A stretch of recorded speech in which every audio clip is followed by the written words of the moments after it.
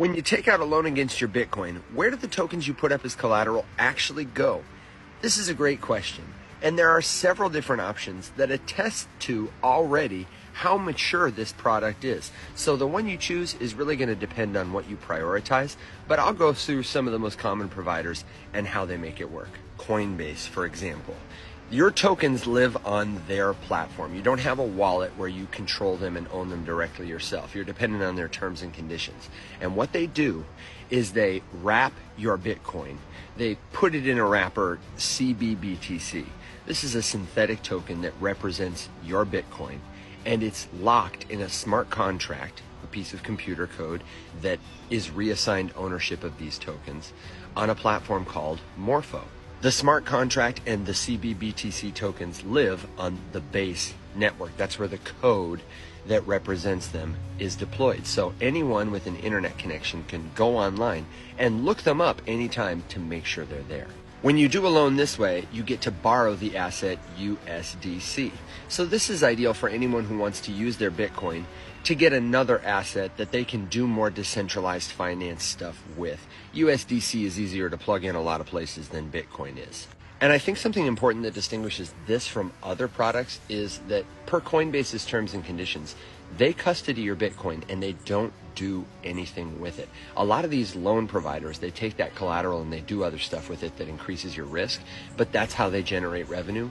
Because Coinbase generates revenue in other places and it knows that on-chain natives or people who are concerned about custody don't want their Bitcoin being used for other stuff where it might get lost or lose its value, they like this solution. A Coinbase loan would be for you if you want an instant payout, if you don't mind Coinbase being your custodian and you want to see a record of everything on-chain. Another popular Bitcoin loan provider is Ledn.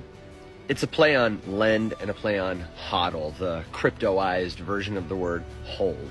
You can put up Bitcoin and get 50% loan to value, meaning if you give them $100,000 of Bitcoin, you get $50,000 in stable coins like USDC or fiat, which is just a fancy way to say government money like US dollars. When this happens, you reassign ownership of your Bitcoin tokens. You send them to Ledn or one of their partners, and sometimes they might handle this on the back end.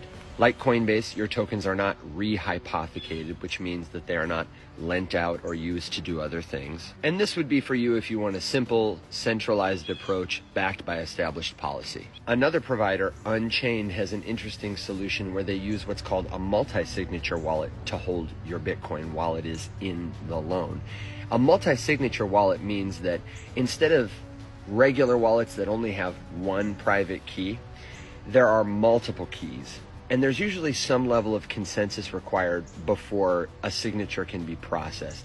A good example would be, in my personal wallet, I'm the only key holder. I have one private key to send and receive and do that kind of stuff. In a multi-signature wallet, I might form a wallet like this for like my company.